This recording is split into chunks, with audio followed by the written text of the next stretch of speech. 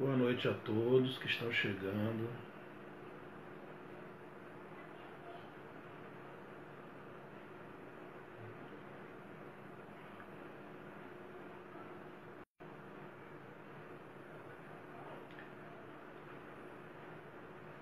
Boa noite, Hamilton.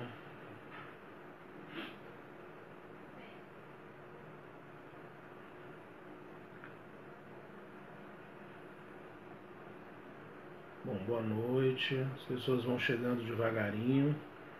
Enquanto elas vão chegando, na noite de hoje eu vou fazer a leitura de uma mensagem para que nós possamos começar nosso diálogo de hoje, né? Nossa palestra de hoje, digamos assim, né?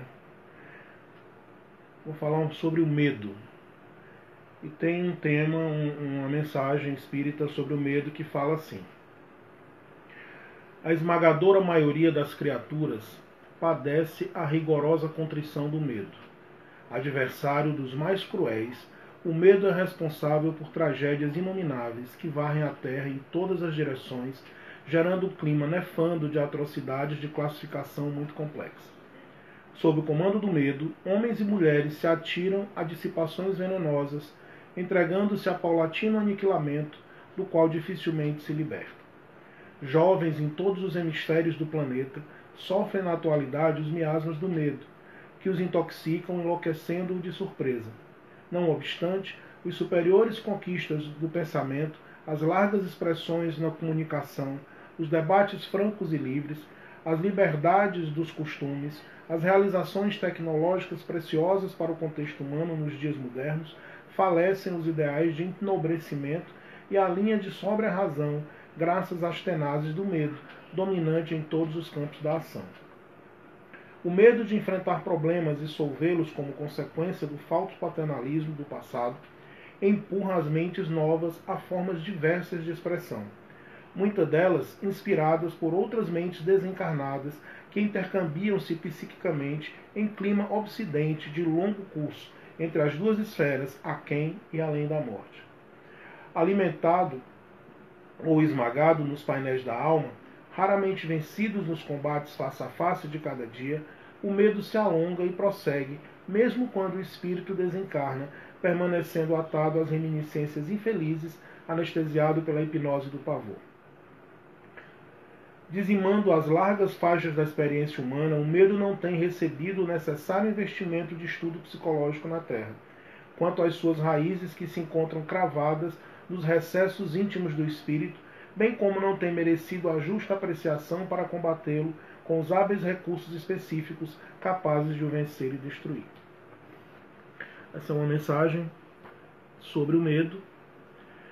E eu gostaria de falar sobre o medo, inclusive no nosso tema, né? Ficou enfrentando o medo. E eu depois pensei em mudar, mas já tinha sido passado, porque na verdade o tema correto não seria enfrentar o medo, mas sim aprender a lidar com ele. Né? A forma melhor de você viver com o seu medo é aprendendo a lidar com ele. A primeira coisa que nós precisamos compreender sobre o medo é que o medo é tido muitas vezes, como o próprio nome diz, algo temeroso. Mas o medo é uma emoção e ele não é uma emoção negativa. O medo ele tem um papel fundamental na nossa vida e na nossa existência. O medo ele é uma emoção reguladora. Ele funciona para nos proteger. Ele protege a nós e protege aquelas pessoas que estão conosco. Né? Protege as pessoas à nossa volta das nossas atitudes. É o medo que faz com que nós não cometamos enganos, não cometamos atrocidades, não façamos coisas absurdas conosco e com outras pessoas. É o medo que acende a luzinha do vermelho e diz assim, cuidado, não vá por aí não. Ou então olha para atravessar a rua. Né? Ou não, cuidado que essa panela está quente. Né? As coisas corriqueiras do dia a dia que o medo funciona. Ele não é uma emoção que você programa ela para acontecer, ela é exatamente inesperada. Ela chega exatamente no momento em que precisa para te alertar e dizer, cuidado. É aquela... Lembra com... Vamos fazer um comparativo como o sinal do trânsito. Ele tem o verde, o vermelho e o amarelo. O medo ele funciona como o sinal amarelo. Tá? Ele é apenas para te dizer, ó, atenção, tem alguma coisa lá na frente que merece que você tenha mais cuidado. Tá? É como se fosse ficar vermelho daqui a pouco e você tivesse que tomar cuidado. Certo? Cuidado, como eu falei, em casa, uma panela no fogo, alguma coisa que você esqueceu, o carro. Então o medo ele tem essa função reguladora. Certo? E muitas vezes as pessoas, pelo próprio nome, ou culturalmente falando, como a própria mensagem diz, a gente ainda tem muito que saber do medo. Né? O medo hoje é visto como algo punitivo, é visto como algo doloroso, é visto como algo que compromete o nosso desenvolvimento. Quando, na verdade, volto a falar, o medo é uma emoção que nos auxilia. Ela é inerente no ser humano, não tem como uma pessoa viver sem medo. Tá? Você pode até aprender a controlar seu medo, como eu falei. Você pode aprender a lidar melhor com o seu medo. Se o seu medo chegou num nível em que você não consegue mais fazer as coisas por conta dele, eu tenho medo de sair de casa, eu tenho medo de andar de elevador, eu tenho medo de viajar de avião. Se isso está comprometendo as suas funções do dia a dia, resta você procurar uma ajuda, conversar sobre isso. Existem profissionais capacitados para lidar sobre isso. Né? Então é importante que a gente compreenda que o medo é necessário. O medo em excesso precisa de tratamento, precisa de acompanhamento caso seja detectado que esse medo está impossibilitando você de agir na sua vida. Né? Imagine, por exemplo, uma pessoa que tem medo de elevador e mora no 5º andar. Vai chegar um momento em que ela vai ter que se mudar de casa ou vai ter que aprender a lidar com esse medo que ela tem, né, do uso do elevador. Descobrir a razão pela qual esse medo, essa fobia, digamos assim, né? Porque nesses casos o medo já se transformou em fobia. Né? Por que isso surgiu? De onde vem? Qual é o motivo pelo qual isso está acontecendo comigo? Aí a gente faz uma investigação clínica, a gente conversa com o paciente, a gente procura descobrir na sua história de vida que fatores podem ter sido responsáveis pela criação desse medo ao ponto dele se tornar algo que me impossibilite a vida, que me impossibilite de lidar com minhas funções cotidianas. Mas o mais importante que eu volto a falar com você é que o medo não deve ser visto, de novo, volto a repetir, né? O medo não tem que ser visto como algo negativo. É exatamente por conta dessa visão negativa que se dá do medo, que se tem do medo, que as pessoas não lidam com ele, não falam dele ou não tratam dele. Não, eu tenho medo, não quero nem saber. Né?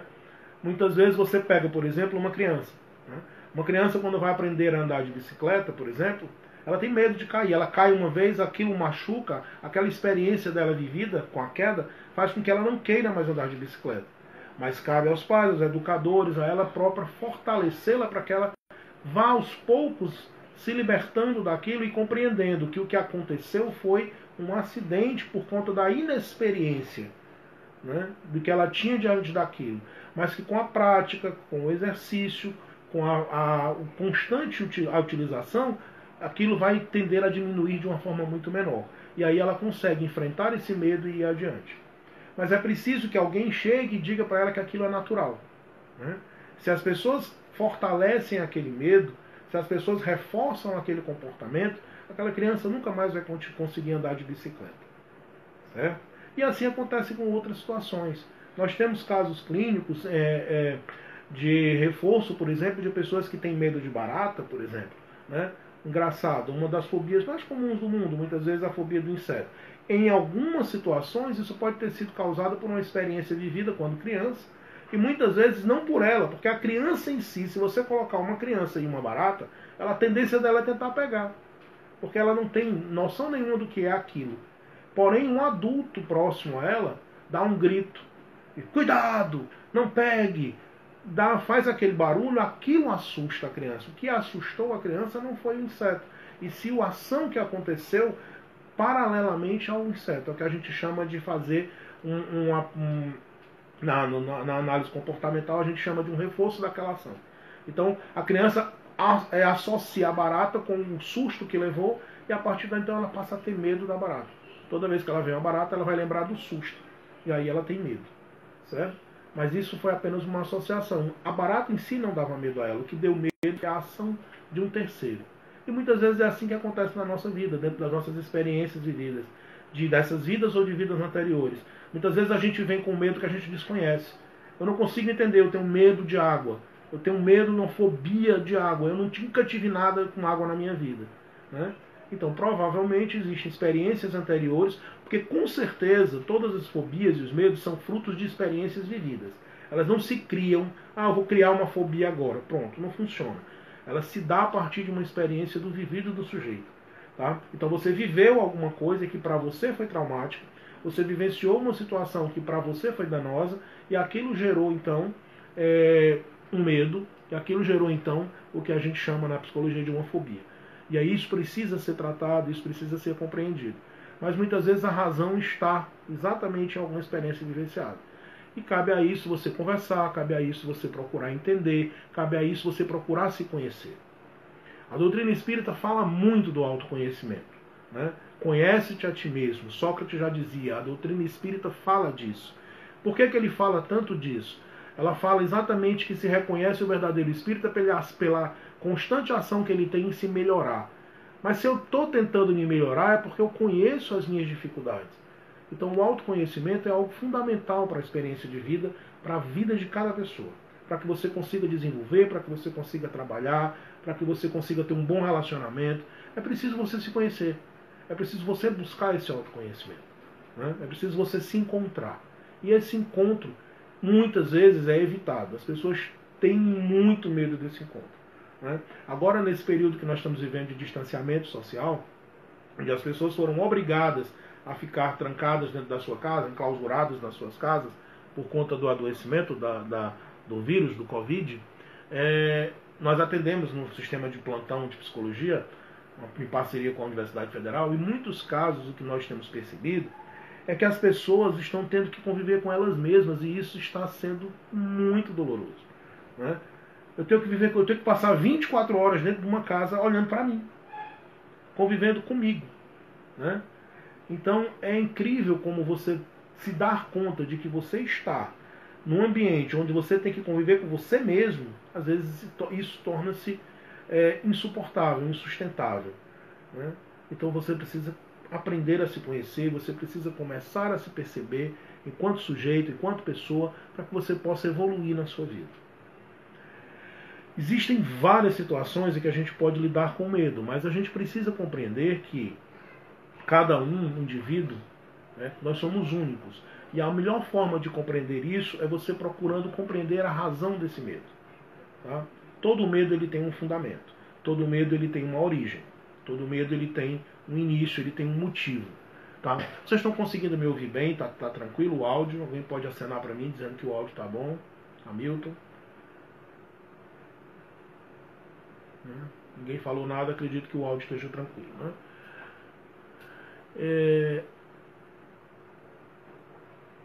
Como eu estava falando, né? Tudo tem uma razão de ser. Tudo tem uma fonte, uma origem. Nada acontece por acaso, ok? Nada é de uma hora para outra. Eu criei isso surgiu, isso apareceu na minha vida. Não. Tudo que acontece na nossa vida é fruto da nossa existência. É fruto da nossa experiência de vida.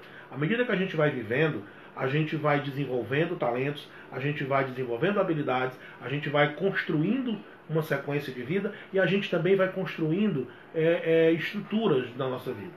A gente também vai construindo experiências na nossa vida que vão reforçar esse nosso comportamento, que vão dizer como nós somos, que vão dizer quem eu sou, que vão dizer de que maneira eu devo me comportar. Então, muitas vezes é preciso que a gente olhe para a nossa vida, olhe para a nossa história, para que a gente possa se conhecer. A melhor coisa do mundo é aquela pessoa que consegue, pelo menos um pouquinho, se conhecer. Identificar, saber do que gosta, do que não gosta, do que faz, do que não faz. Porque isso vai evitar com que a gente sofra muito. Muitos sofrimentos seriam evitados se a gente se conhecesse. Mas muitas vezes a gente tende a viver em função de um terceiro, né? Eu não gosto de determinada coisa, mas o meu companheiro gosta, então eu vou aceitar fazer. Até quando? Né? Até quando eu vou aceitar fazer? Aí, às vezes, por uma briga, por uma situação tola, por uma bobagem, a pessoa vai ter uma confusão grande. Aí a pessoa diz, mas como é que pode? Você estar brigando por uma bobagem? Na verdade, não é uma bobagem. É o acúmulo daquela situação que se constrói a cada dia. Então, é muito importante que as pessoas dialoguem. Que as pessoas que convivem harmoniosamente dentro de uma casa, como família, como pai, como filho, como companheiro, É imprescindível que essas pessoas dialoguem e que elas se coloquem como sujeito e digam do que gostam, do que não gostam, e não vivam simplesmente em função do outro. Porque uma vida em função de uma terceira pessoa, ela em algum momento ela perde o sentido. É preciso que você viva é preciso que você viva para que você consiga compreender, né, quem você é. É preciso que você viva e procure entender aquilo que te maltrata, aquilo que te agride, para que a gente não se acostume com as coisas erradas. É muito fácil a gente perceber nas consultas, nos plantões, na vivência psicológica que nós temos por aí, as pessoas se acostumam com aquilo que o desagrada, né, aquilo que o maltrata, com medo de perder o outro. Olha a situação do medo sendo utilizado de uma maneira irregular, né? Eu tenho medo de ficar sozinho. Eu tenho medo de ficar só, então eu aceito tudo aquilo que vem para mim. Porque eu não posso ficar só. E por que você tem medo de ficar só? Por que essa solidão é tão agressiva para você? Então são vários questionamentos que a gente tem que fazer, e interessante, como eu volto a falar, de forma individual. Não tem como a gente dar uma fórmula mágica. Eu também falo isso na doutrina espírita, né? Muitas pessoas vão para a casa espírita atrás de uma fórmulazinha mágica, de uma receitinha de bolo para que tudo funcione. Eu costumo dizer que não existe receita, porque é preciso, nós somos indivíduos. Nós somos sujeitos da nossa própria história, cada um com os nossos gostos, com as nossas vontades, com os nossos efeitos, com as nossas virtudes. Então o que funciona para mim pode não funcionar para o outro. Por isso a importância, volto a falar, de você se conhecer para saber até onde você pode suportar ou não alguma coisa. Eu tenho medo. De quê? Né? O que é o medo? Que medo é esse? O que ele faz com você? Porque o medo real é, como eu disse, uma emoção reguladora. O medo é uma emoção inerente do ser humano, do sujeito. Todos nós temos medo. É preciso que tenhamos medo. Um homem sem medo é um sujeito que não vai viver. Eu posso até afirmar isso. Um homem sem medo, ele não tem condição de existir. Porque a primeira oportunidade que tivesse, ele já perderia a vida. Por exemplo, ele entraria no mar sem prestar atenção à distância, ele não se preocuparia em atravessar uma rua, ele atravessaria de qualquer maneira, ele não se preocuparia se ele está fazendo alguma coisa e pode, por exemplo, estar mexendo com a eletricidade, vou tomar um choque. Uma pessoa sem medo, ela seria uma pessoa exatamente que não teria condição de existir. A existência dela seria breve, exatamente por isso. Tá? Porque ela não tem esse regulador, essa emoção reguladora. Então a gente tem que compreender que o medo é algo regulador na nossa vida e não algo dominador na nossa vida. Tá? Quando este medo começa a lhe dominar, como eu falei anteriormente, aí sim se faz necessário que se busque uma ajuda, que se procure compreender o que realmente acontece para provocar a existência desse medo. E nós procuramos, enquanto espíritas, a doutrina espírita, muita gente me pergunta, né, por que tudo isso está acontecendo? Né? O Abílio está perguntando aqui, no aprendizado, nossa evolução, reforma nos ajuda a se conter, né, referente ao medo e ao assédio do obsessor. A questão do assédio do obsessor, ela se dá muito de acordo com como eu estou na minha vibração, tá certo? Eu explico a obsessão de uma maneira, eu acho simples. As pessoas que ouvem dizem que é uma maneira fácil de compreender a obsessão. O processo obsessivo, ele se dá uma troca de energia. Todos nós estamos cercados por energia, por espíritos. Mas aí fica às vezes fantasioso. As pessoas não conseguem ver, e aquilo que as pessoas não conseguem ver, as pessoas não conseguem acreditar. Então eu faço uma simples comparação. Imagine você com um rádio. Um rádio, tá? E aí você está aqui numa sala, na sua casa agora, você está no seu celular, o rádio do carro, enfim. Você não está conseguindo ver absolutamente nada. Mas se você sintonizar numa determinada estação, você vai conseguir escutar a música que está sendo transmitida naquela frequência vibratória. Você consegue perceber? Existe uma frequência vibratória e existe um equipamento chamado rádio, onde ali tem um sistema de sintonizador e um captador dessa energia, dessa vibração, onde eu sintonizo uma determinada estação e eu consigo ouvir o que está sendo transmitido naquela estação. O processo de obsessão, ele funciona mais ou menos da mesma forma. Tá? É uma troca de frequência vibratória entre dois elementos, entre dois rádios, porque eu sou um rádio. Do outro lado também tem outro rádio, tem um espírito obsessor que também é um rádio. Ele está transmitindo uma determinada frequência. E eu estou aqui. Se a minha frequência estiver baixa, se eu tiver uma frequência negativa, se eu tiver uma frequência mal, se eu tiver uma frequência de um ambiente deprimente, um ambiente muitas vezes, digamos assim, ambientes de bares, de festas, de coisas, aquele espírito ele necessita daquela vibração energética, certo? Então como é que ele faz? Já que ele não pode, por ele mesmo, ter essas sensações, ele usa a frequência do outro. Ele se liga a mim através dessa frequência, eu vou sintonizar com ele, porque eu estou sintonizado na mesma frequência dele, nós dois vamos começar a conversar. E aí o processo obsessivo se dá. Eu não enxergo, mas ele está acontecendo. Porque eu estou numa frequência vibratória compatível com a questão do obsessor. Da mesma forma, se dá também a frequência vibratória relacionada aos pensamentos positivos, ao nosso anjo guardião, aos espíritos protetores. Se eu estiver numa frequência positiva, eu também vou estar conversando com espíritos que estão nessa linha de produção. Então, por isso, por que a doutrina espírita fala tanto que a gente tem que fazer a reforma íntima, mudar atitudes, mudar pensamentos, rever comportamentos? Porque se eu não faço essa mudança, eu vou continuar na mesma frequência vibratória que vai estar atraindo aquelas pessoas para mim. Certo? Se eu não mudo a minha frequência vibratória, eu vou continuar atraindo a mesma frequência que provoca, que promove, né, alguma coisa irregular na minha existência. Então funciona mais ou menos como eu falei, funciona mais ou menos como um rádio. Eu não consigo ver, mas se eu sintonizo uma determinada estação, eu vou ouvir o tipo de música que toca naquela estação.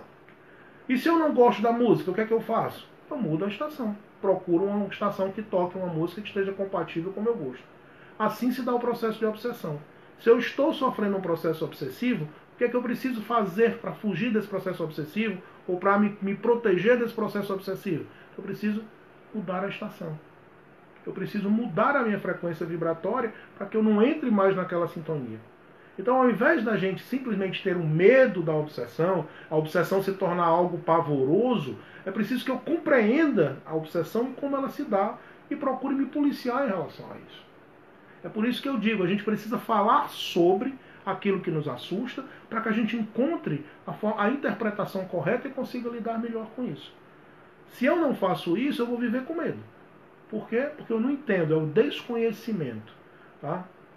São desconhecimentos.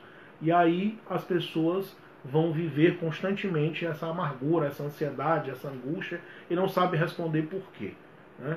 Então a gente pede. Por exemplo, quando você está de boa, quando você está bem, quando você está cantando uma música alegre, quando você está num ambiente de alegria, de tranquilidade, de paz, você consegue sentir coisa boa. Né? É incrível, por exemplo, quando você entra num ambiente, numa casa espírita, numa igreja, num templo, seja algo que traga algum tipo de energia, você sente a energia daquele lugar. Né? Porque nós somos energia. Então a nossa energia ela entra em contato com aquela energia ali. Certo? E aí eu sinto aquela força. E eu me tranquilizo. E eu entro naquele processo vibratório. A Magda está falando aqui, mas tem dias que dá uma tristeza do nada. E se alguém faz algo, aí a tristeza aumenta. Né? Eu volto a dizer para você que nada na nossa vida ela acontece simplesmente pelo nada. Não existe uma tristeza do nada. Essa tristeza está se manifestando naquele momento, porque aquele momento está propício para que ela se manifeste. Algo aconteceu naquela situação, naquele contexto, naquela semana, naquele dia, que fez com que aquela tristeza estivesse presente no seu coração. Ela não vem do nada e por nada. Na nossa vida, na nossa existência como espiritual, nada acontece do nada. Sabe? Essa coisa de... Muitas vezes a gente não sabe explicar por que acontece, mas ela acontece. E por que ela acontece? Talvez seria essa pergunta que você quisesse fazer. E por que às vezes a gente sente essa tristeza? Né? Por que às vezes a gente sente essa tristeza do nada? Por que às vezes a gente fica triste, né? Dessa maneira, do nada? Muitas vezes porque nós vivemos também na nossa vida, existem, como eu falei, são as nossas experiências e os nossos vividos. Em algum momento da nossa frequência vibratória eu posso estar me lembrando de alguma coisa, pode ser de forma inconsciente, eu não tenho consciência do que eu estou realmente fazendo naquele momento, mas intimamente, lá no meu inconsciente, eu estou vivenciando, ou eu estou relembrando, ou eu estou recordando alguma situação que eu vivi. E aquilo me gera uma certa angústia. Foi uma situação que pode ter sido triste, ou foi alguma coisa, e aí me dá angústia do nada, aquele aperto do nada. Isso é uma possibilidade, tá certo? Como eu disse na doutrina espírita, não existe regra, não existe receita de bolo. Uma outra coisa que acontece, que é muito comum acontecer, por exemplo, com mães. Eu vi muito isso acontecer com mães. Mães que têm um filho, quando o filho está passando por alguma situação, o filho está longe, o filho está em outra cidade, está em outro estado, certo? A mãe está aqui fazendo as coisas dela de boa, e aí de repente a mãe diz assim, meu Deus do céu, eu estou sentindo aqui uma coisa ruim, né? O que será que está acontecendo? Será que aconteceu alguma coisa com meu filho? Isso acontece por quê? Porque nós temos uma ligação energética com aquela pessoa, um vínculo emocional, afetivo com aquela pessoa, e quando aquela pessoa se sente mal, de repente a mãe consegue perceber, a mãe consegue sentir. Tá? Isso também acontece, por exemplo, com gêmeos, né? Pessoas que são gêmeos, que têm um irmão gêmeo. Né? Isso acontece também porque existe uma ligação muito forte entre eles. Então essa ligação, essa energia, como nós sabemos que é energia, assim como o rádio está tocando aqui a milhões de quilômetros de distância, eu consigo sintonizar aqui no meu rádio, consigo ouvir a música, esses pensamentos e essas emoções dessas pessoas que nos são queridas, elas também nos chegam. E também pode provocar algum tipo de angústia, de tristeza, de algum sentimento que naquele momento eu não consigo explicar. Mas com o passar do tempo a gente pode compreender do que se trata. Certo? A mesma coisa se dá também o que fazer quando convivemos com alguém que não quer conversar. Olha, a resposta simples ou a resposta complicada? A resposta simples seria procurar alguém para conversar, já que aquela pessoa não quer conversar, não tem muito sentido você ficar insistindo, né? É o que a gente chama de dar murro em ponta de faca. Então, se a pessoa não quer conversar, não quer conversar. E você gosta de conversar, então você tem que procurar uma pessoa que satisfaça seu desejo de conversar. Né? Porque isso é seu. Não adianta, eu vou ler, eu vou assistir um filme, eu vou fazer alguma coisa. Vai, é aquela história que eu falei há pouco tempo. Né? Você está fazendo algo para satisfazer alguém. Até quando você vai conseguir suportar que aquilo que você está fazendo não faz bem a você, mas era para tentar satisfazer o outro? Você consegue satisfazer uma pessoa uma vez, você consegue satisfazer uma pessoa duas vezes, você consegue satisfazer uma pessoa três vezes, mas vai chegar um momento em que você não vai mais aguentar, porque aquilo vai começar a te incomodar. Né? Então, é o que eu falo do conhecimento. Se você é uma pessoa que gosta de dialogar, se você é uma pessoa que gosta de conversar, bom, o ideal era que você tivesse procurado alguém para se relacionar que tivesse também essa mesma tendência de conversar, de dialogar, de falar, de trocar ideias, de ser expansivo, de ser expressivo, porque senão em algum momento vai haver um choque. Ah, mas eu gosto muito da pessoa, não é caso de nada. Então, nesse caso, você tem que procurar direcionar o foco dessa sua conversa para uma outra pessoa. Ou conversando, ou dando palestra, ou conversando com amigos, ou saindo, né? Ou mantendo um convívio social, onde você possa externar esse seu desejo de conversar e de ouvir, certo? Então é preciso que haja um diálogo. Como eu falei anteriormente, conversa com essa pessoa e diga, olha, poxa, às vezes eu sinto falta de bater um papo, às vezes eu sinto falta de conversar, né? Eu gosto de conversar. Se a pessoa continuar insistindo que não gosta, então você diz, tudo bem, então você fica aí e eu vou sair com as minhas amigas, eu vou sair com os meus amigos, eu vou conversar, eu vou me divertir, eu vou esparecer, eu vou esfriar a minha cabeça, certo? Porque, como eu falei, às vezes, na tentativa de agradar o outro, a gente termina criando um problema. Né? A gente termina criando um problema para nós. Porque a gente vai chegar a um determinado momento em que aquilo que eu fazia, que estava tentando agradar, está me incomodando agora. Então, o ideal é que a gente, é ser claro e transparente logo no começo. Né? Como a situação de relacionamento, muitas vezes no relacionamento a gente não quer mostrar quem a gente é logo de cara. A gente quer parecer bonzinho, a gente quer parecer tudo tranquilo, a gente quer parecer perfeito para o outro, né? Quando na verdade nós sabemos que nem nós somos perfeitos, nem tampouco o outro é perfeito. Então é bom que essa transparência acontecesse no início, mas infelizmente nunca funciona dessa forma. Mas é bom a gente saber que em algum momento vocês vão ter que conversar e falar daquilo que ambos gostam. E chegar num meio a meio, chegar num ponto.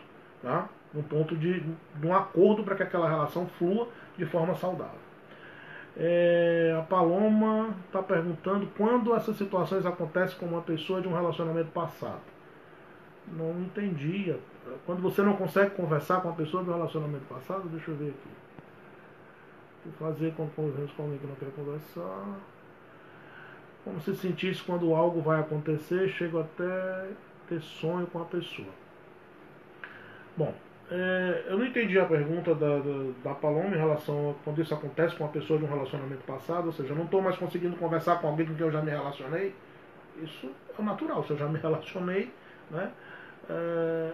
Pode existir alguma ligação de vidas passadas? Em toda situação existe relação de vidas passadas. Tá? Nossa existência, ela pré-existe de uma vida anterior. Então, tudo que acontece na nossa vida tem alguma relação com a vida anterior. Certo? Mas isso é questão de um relacionamento passado? Aí a gente tem que avaliar. Volto a dizer, a mesma resposta anterior. Não existe resposta pronta na doutrina espírita. Tá? Eu gosto sempre de desmistificar essa questão. Espiritismo não é adivinhação, não é ler sorte, não é trabalhar com coisas infundadas. O Espiritismo ela tem uma fundamentação, certo? Mas não existe uma regra geral, não existe uma receita de bolo para isso. Mas o que nós podemos saber é que a nossa existência atual ela vem de uma pré-existência. Então, com certeza, se nós estamos nos relacionando com alguém, provavelmente nós tivemos alguma relação com essa pessoa no passado. Não é regra geral. Eu posso conhecer uma pessoa agora que eu nunca vi antes, mas provavelmente eu me caso, eu tenho filhos, eu tenho um relacionamento muitas vezes até de trabalho com pessoas com quem eu tenho algumas situações para resgatar, para aprender, para me melhorar, para me aprimorar. Certo? Esse é o fundamento da doutrina espírita, é que a gente volte para corrigir alguns probleminhas nossos, não é no outro. Né, que nós temos conosco, que nós precisamos nos aprimorar. Por isso a máxima, de novo, conhece-te a ti mesmo. Né, procurar conhecer as suas limitações para evitar que você entre em situações de conflitos e situações de sofrimento. Tá? Para saber se realmente é uma ou outra pessoa, aí só caso a caso, como eu falo. Cada situação é uma situação. Teria que se ver, teria que se analisar, conversar sobre, para compreender se sim seria um resgate ou alguma coisa assim. Tá? Mas, em regra geral, toda a nossa existência ela prevém de uma pré-existência. Então, nós estamos nos relacionando com pessoas que provavelmente já nos relacionamos antes. Quando eu falo relacionar, são aquelas pessoas do nosso convívio. Uma pessoa que eu cruzei no meio da rua, eu posso muito bem nunca ter visto. Estou falando de pessoas que fazem parte do nosso convívio, da nossa existência. Pais, mães, avós, tios, namorados, maridos, filhos, tá? Parentes. Às vezes trabalha 15 anos na empresa com o mesmo chefe, tem uma relaçãozinha ali, tá certo? Ok? O porteiro também, eu vivi com o porteiro. Não necessariamente, entendeu? Ele apenas é uma pessoa que faz parte daquele processo. Mas as pessoas que estão diretamente ligadas a você, provavelmente, né, a grande maioria delas vem de uma pré-existência.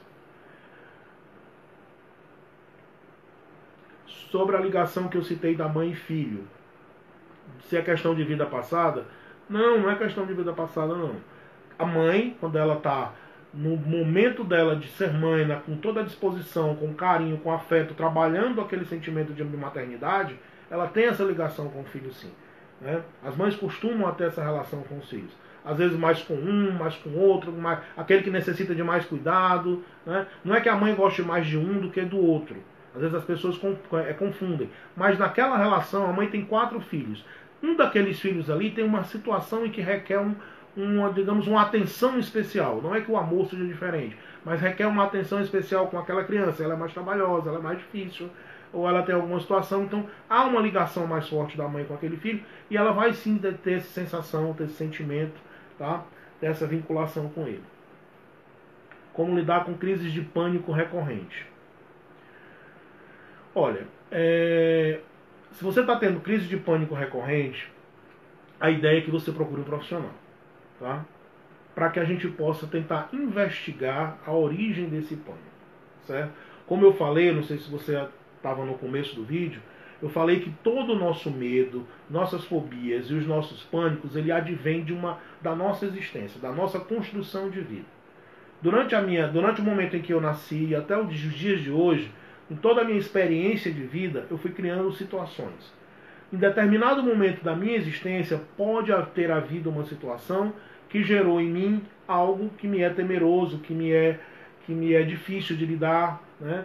Que me é aflitivo, certo? Então, naquele momento, naquela situação, com aquela situação aversiva, eu desenvolvo um trauma, eu desenvolvo um pânico, eu desenvolvo uma fobia, certo? Eu até dei o exemplo da barata. Eu não sei se você estava, né, quando eu falei da questão da barata. Por exemplo, uma criança, se uma criança, um recém-nascido, um bebê de 1 ano, alguma coisa, ele vê uma barata, a primeira ação dele é de pegar a barata. Uma criança, tudo que pega quer botar na boca. Porque tudo que ela pega, ela quer botar na boca. Certo? Por quê? Porque ela não sabe o que é, ela não tem noção do que é. E aí, de repente, ela está do lado de um adulto, da mãe, do pai de alguém, e aquela pessoa que está do lado dela dá um grito. Certo? Aquele grito assusta a criança. E a criança faz uma relação do grito com a barata. Então, toda vez que ela vê uma barata, ela vai chorar, mas não por conta da barata, e sim porque ela vai se lembrar da emoção, do sentimento, do medo que ela sentiu quando alguém gritou. Ela não vai conseguir explicar isso. E ela vai crescer com essa sensação. Então, lá na frente, quando ela tiver com uma idade, vai ver uma barata, ela vai ter medo de novo e não vai saber explicar o porquê. Entendeu? Mas aí sim, dentro, procurando uma ajuda profissional, fazendo a investigação devida, a gente consegue compreender o porquê desse pânico. De onde ele surgiu, como ele veio, quais são os gatilhos disparadores dele, certo? Então é possível a gente fazer uma compreensão. Mas isso é interessante que se procure a ajuda de um profissional. Tá? Ok? Segundo a doutrina, pela doutrina espírita, se a gente for falar como doutrina espírita, a gente também tem que ver também. Não existe uma regra de bolo, não existe uma receita, né, feita. Certo? Se for realmente de vidas anteriores, a gente tem que compreender. A gente tem que procurar compreender se nessa existência não houve nada. Então, se não houve nada nessa existência, provavelmente é da nossa pré-existência. Certo? Mas aí tudo a gente vai conversando e dialogando e tendo a resposta, obtendo, né, as respostas satisfatórias. Né?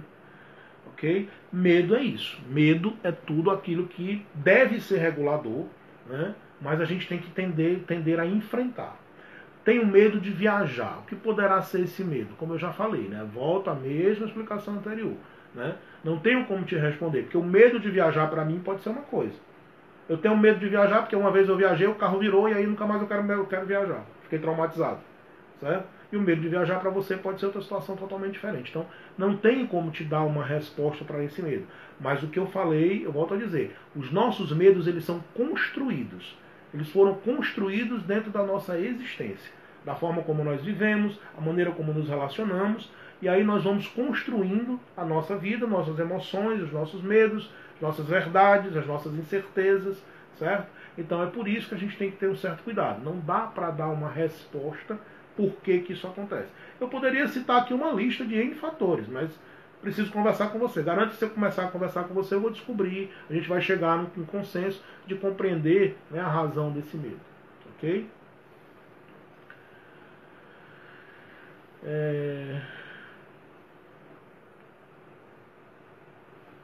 Alguém fez aqui uma pergunta sobre se na doutrina espírita tem como fazer desbloqueio emocional. Olha, eu vou pedir para passar essa pergunta, tá? Na doutrina espírita eu não sei, na psicologia tem. Tá? Eu, enquanto psicólogo, posso responder que sim.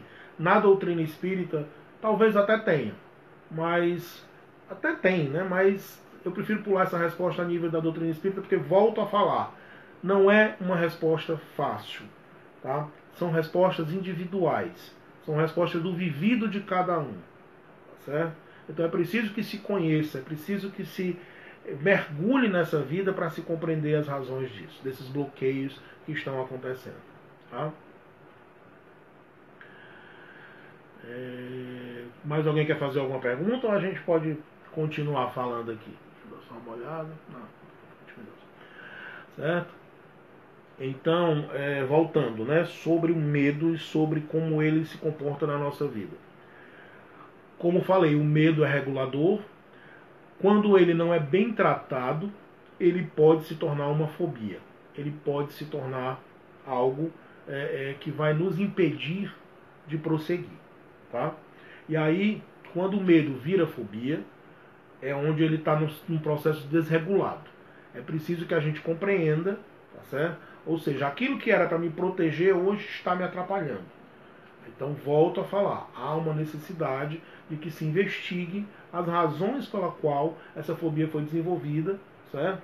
Para que a gente consiga compreender até que ponto isso vai atrapalhar a sua vida, a sua existência ou não. Existem processos que trabalham, com dessensibilização, que fazem com que as pessoas consigam andar de avião, fazem com que as pessoas consigam pegar elevador, certo? Tudo isso é possível, mas volto a falar, cada caso é um caso, né? O Bruno está perguntando, é muito particular isso do medo, cada situação é vivida por cada um. Essa resposta também é muito individual. Bruno, é aquela história. Eu não tenho como dar uma resposta particular sem conhecer a história. Certo? Eu estaria sendo irresponsável se eu quisesse dar uma resposta que fosse solucionar os problemas. Tá? É preciso que se ouça a história. É preciso que se perceba como isso aconteceu. Só a partir daí eu posso construir uma resposta. Tá? Então, o que eu quero, o mais importante da nossa live, da nossa conversa de hoje, é que a gente consiga desmistificar a questão do medo, no sentido de que ele é apavorante, aprisionador, de que ele é inibidor, de que ele é controlador, de que ele é um opressor. Tá? O medo, ele é uma emoção reguladora. Ele existe para que eu me proteja. O objeto do medo é me proteger. Tá? O medo existe para que eu me proteja. Certo? O limite disso, acima disso, é o limite a ser investigado, a ser tratado, a ser conhecido, a ser discutido. Mas o mais importante é a gente já perceber que o medo é algo, muitas vezes, que nós construímos de maneira equivocada. Tá? Foi uma construção que... Imagina você está subindo um muro. Eu estou construindo um muro. Esse muro ele é para ter 1,5 metro de altura. E aí eu me empolgo aqui na construção dele, quando menos espero ele está com 2,5 metros de altura. Certo? Ou seja, algo que era para ser regulador, eu construí de uma maneira que ele ultrapassou os limites do normal. Então aí, por que isso aconteceu? A gente vai conversar, a pessoa vai dizer, pô, eu tava com tijolo sobrando, estava com energia demais, tinha cimento, tijolo sobrando, eu resolvi subir o muro. Você está entendendo? Então, é preciso que se investigue. É por isso que existe os acompanhamentos profissionais para isso, para lidar com essas situações. Para que a gente não faça respostas bobas, tolas, prontas, que não vão responder à situação. Mas o objetivo da noite, o meu objetivo hoje, enquanto terapeuta, enquanto espírita, é dizer para vocês que nós precisamos aprender a lidar com o nosso medo. E para aprender a lidar com o nosso medo, eu preciso conhecer os meus limites. Muitas vezes, por desconhecer os meus limites, eu atravesso as barreiras. E aí sim, esse medo se torna crescente, esse medo vem de forma mais agressiva, esse medo vem de forma mais dominadora e opressora. Isso por quê? Porque eu não conhecia e fui para além de onde eu podia ir. Certo? Então, muitas vezes eu avanço do desconhecido sem ter o menor estudo ou compreensão daquilo que está acontecendo. Sim, o medo faz parte do instinto de conservação. Com certeza. Alessandra, né? O medo é uma emoção reguladora, faz parte do instinto de conservação. O papel do medo é de proteção. Né? A procrastinação é resultado do medo? Olha, pode ser. Tá? Não necessariamente toda procrastinação tem origem no medo. Não. A procrastinação ela pode ter sim uma origem no medo. Ok? Mas não necessariamente quer dizer que todo procrastinador não é procrastinador porque está sentindo medo. Tá certo? Mas pode, é uma das possibilidades. Eu não quero enfrentar aquilo, então eu vou empurrando com a barriga. Tá? E tudo aquilo que eu protelo, que eu postergo, me faz sofrer. Tá? Me faz ficar angustiado, me faz ficar adoecido. Então muitas vezes é preciso que a gente enfrente as situações, né, rápido. Eu recentemente estava conversando com uma paciente minha, e eu conversando com uma situação parecida com essa, eu disse para ela, olha, você já teve dor de dente? Aí ela disse, já. Dói, não dói? Tem horas que dói absurdo aquele negócio e tal. Não tem jeito, você precisa ir no dentista e precisa arrancar o dente. Enquanto você não fizer isso, a dor vai persistir? Ela disse, é verdade. Já senti esse tipo de dor. A gente bota um alívio, a gente toma um analgésico, a gente faz alguma coisa, mas a dor persiste. Né? Então, quanto mais eu demorar para ir ao dentista, mais essa dor vai ficar comigo. É melhor eu ir logo no dentista, sentir a dor de fato da extração, que é uma dor grande, mas pelo menos na hora que ele tira, não sei se vocês já passaram por essa situação, mas na hora que o dentista extrai o dente, aquele dente que está doendo, ou que ele abre o canal, ou sei lá o que ele faz lá, o processo que ele faça, o alívio é muito grande. Chega você e faz assim, meu Deus, aliviou. Né? Eu já tive uma situação parecida, de um dente fechado, enfim. Quando abriu, chegou... Parecia assim que tinha aberto assim, não sei nem o que, as portas do paraíso, certo? Exatamente por quê? Porque a gente vai postergando. Então, se eu protelo muito algo por medo, aquilo vai ficando comigo e vai me incomodando e vai me gerando ansiedade. E sempre que eu tocar naquele assunto, eu vou sentir raiva, ou ansiedade, ou medo, ou angústia, entendeu? Então, muitas vezes é preciso que a gente enfrente determinadas situações, ok? Há diversos níveis de medo, ao normal e aos que bloqueiam e paralisam. Concorda? Sim, eu já falei sobre isso. Né? Eu falei aqui no nosso começo que o medo ele tem a função reguladora, mas a partir do momento que você extrapola um pouquinho, que você não conhece os seus limites, esse medo vai tomando algumas proporções. E ele pode sim chegar a ser bloqueador na sua vida. Mas quando chega nesse nível, nós precisamos da necessidade de que você busque uma ajuda para se conhecer, para entender o motivo que fez com que o medo chegasse nesse limite. Ok? Mais alguma pergunta? Alguém quer fazer alguma pergunta? Eu, Desamilton, situação. Eu recebi aqui alguns pedidos de participação. Ninguém me falou nada, Milton, como era, eu deixei de lado. Né? Sim. Dentro da nossa existência, enquanto sujeito, enquanto espíritas, a gente precisa compreender que existe uma vida para além dessa que nós vivemos. Então isso, para algumas pessoas, é às vezes motivo de complicação e para outras é um motivo de alívio. De saber que para além dessa existência existe algo, existe um lugar melhor. Né? Sempre melhor ou sempre pior vai depender de como. Volto a falar da frequência, aí eu volto para a frequência vibratória, né? Que eu digo, que lugar eu vou estar? Vai depender da frequência. Né?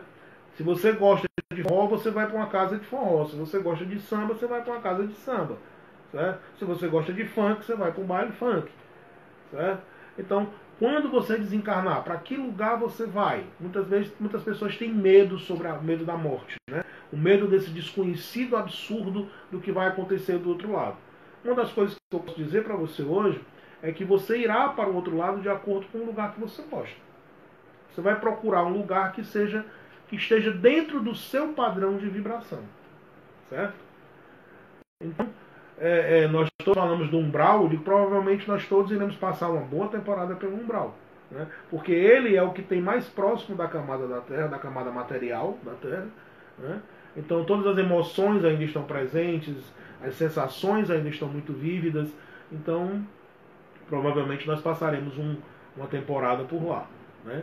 Mas, volto a falar, para onde eu vou, vai depender de como eu esteja. Se eu estiver bem, se eu estiver tranquilo, se eu estiver consciente. Por exemplo, tem pessoas que têm tanto medo de morrer que aquilo se torna traumático, né, para ele. Então ele precisa passar um tempo, recobrar a consciência, precisa que alguém lhe explique o que vai acontecer, precisa que alguém explique aonde ele se encontra. E tem pessoas que têm uma relação tranquila com esse processo da morte, que já desencarna, automaticamente já está do outro lado e já se percebe, né, desencarnado, no outro plano, já inicia um processo. Então vai muito da nossa compreensão de como a gente interpreta, né, essa questão da morte. Eu diria que a morte não é algo que nós devemos temer. A morte nós não precisamos temer porque a morte é uma porta que dá uma passagem de um espaço para o outro. Nós tememos a morte por egoísmo. Nós tememos a morte porque nós não queremos nos desapegar do que nós temos aqui. Nós não queremos nos desapegar das pessoas, nós não queremos desapegar das nossas coisas materiais, né, no nosso trabalho. Então muitas vezes é por isso que é tão doloroso, que as pessoas tratam a morte como algo tão doloroso. Na verdade, o que existe de doloroso, o medo que se dá dessa condição, que é a condição de morrer, é esse total desconhecido. Que para outras pessoas, para outras religiões é desconhecida, mas para nós da doutrina espírita, nós temos um conhecimento da vida após a morte. Então nós sabemos que é uma porta, apenas uma porta que nós atravessaremos.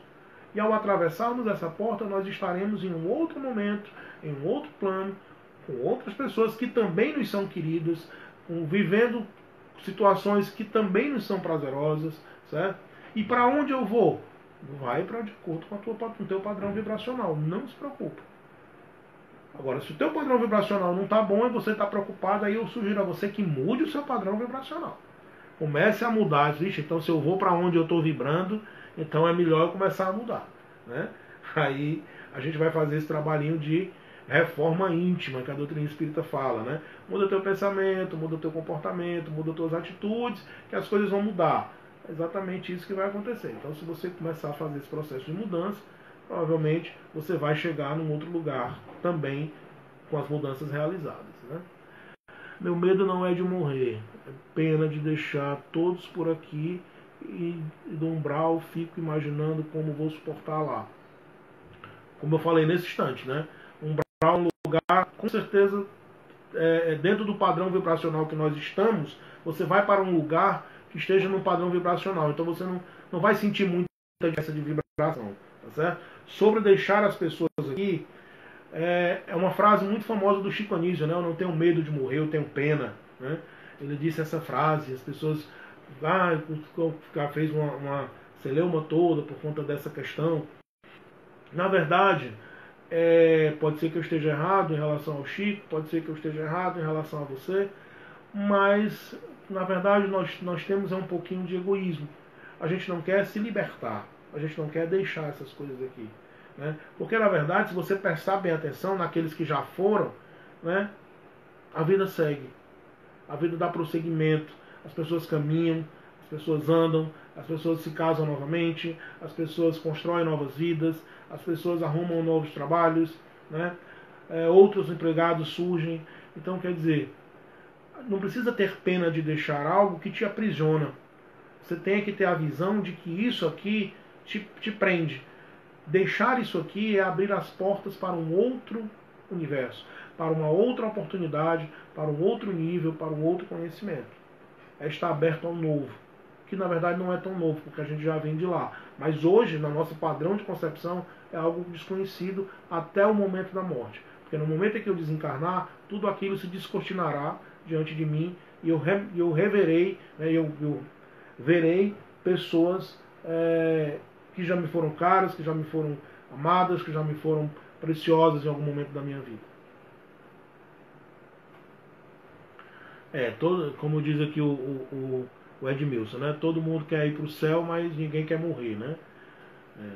Fico pensando como vou agir quando os espíritos perturbadores fizerem igual no nosso lar. A gente sabe como é que a gente vai agir, né? A pandemia, ao despertar o medo e outras emoções, veio nos ajudar com o autoconhecimento. Giovanni, a pandemia ela teve um papel fundamental em nossas vidas, que foi de mostrar a simplicidade da vida, que foi de nos mostrar a efemeridade das coisas, que tanto nós damos valor, né? Quem diria para qualquer um de nós que estamos aqui agora participando dessa live, que nós iríamos conseguir passar 90 dias, que nós iríamos conseguir passar 90 dias sem trabalhar, sem falar com as pessoas, sem sair com os amigos, sem fazer aquele esporte que eu gostava, enfim, né? Quem em sã consciência poderia afirmar que nós íamos conseguir viver 90 dias nessa situação, né? Então a pandemia e esse distanciamento social mostrou apenas o quanto a vida é efêmera e o quanto nós devemos nos preocupar em viver o presente e não nos preocupar com o futuro, né, com o que vai acontecer. Eu tenho uma série de lives no meu Instagram, que é psicólogo Rogério Vasconcelos, onde o tema é exatamente tempo de incertezas, né? E conversando com a Caroline Traeger, que ela participou da nossa live, uma das coisas que ela colocou, ela disse, mas todo dia é um dia incerto, né? O que muda é o seguinte, é que antigamente era incerto, mas eu tinha uma rotina, eu tinha um cronograma, eu tinha uma agenda. Eu sabia que amanhã seria sábado e que amanhã sábado eu ia para casa da minha mãe, ou que eu ia fazer alguma coisa, ou que segunda-feira eu ia trabalhar. Então nós tínhamos uma agenda, nós tínhamos um cronograma. E aí nós achávamos que a nossa vida estava toda bonitinha, organizada. Porque os filhos iam para a escola, eu ia para o trabalho, fulano ia viajar, entendeu? E de repente tudo isso nos foi tirado, nos colocaram dentro de casa e disse, agora, o que você vai fazer? Você não tem mais para onde ir, você não tem com quem trabalhar, para onde trabalhar, você tem que ficar dentro de casa. olhando para você. E isso deu medo em muita gente. Né? Aprender a conviver com as pessoas da mesma família. Né? Dissipando as diversidades, criando, aumentando alguns laços, né? Fortalecendo algo que estava ruim, muitas vezes não dava para suportar. Então, esse momento é o momento em que a gente tem que perceber que a única coisa de valor que nós temos é a nossa existência. Todo material nós podemos viver sem. Né?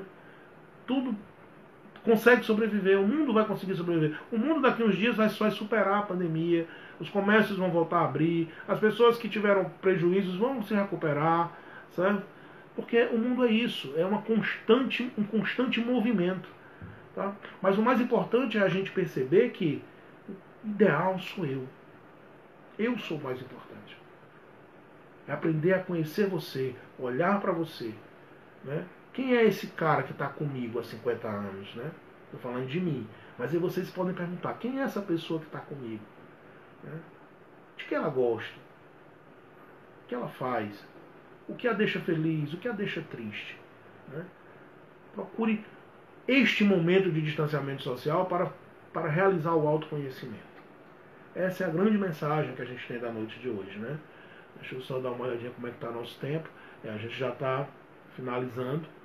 Então, eu queria dizer para vocês que não percamos a esperança.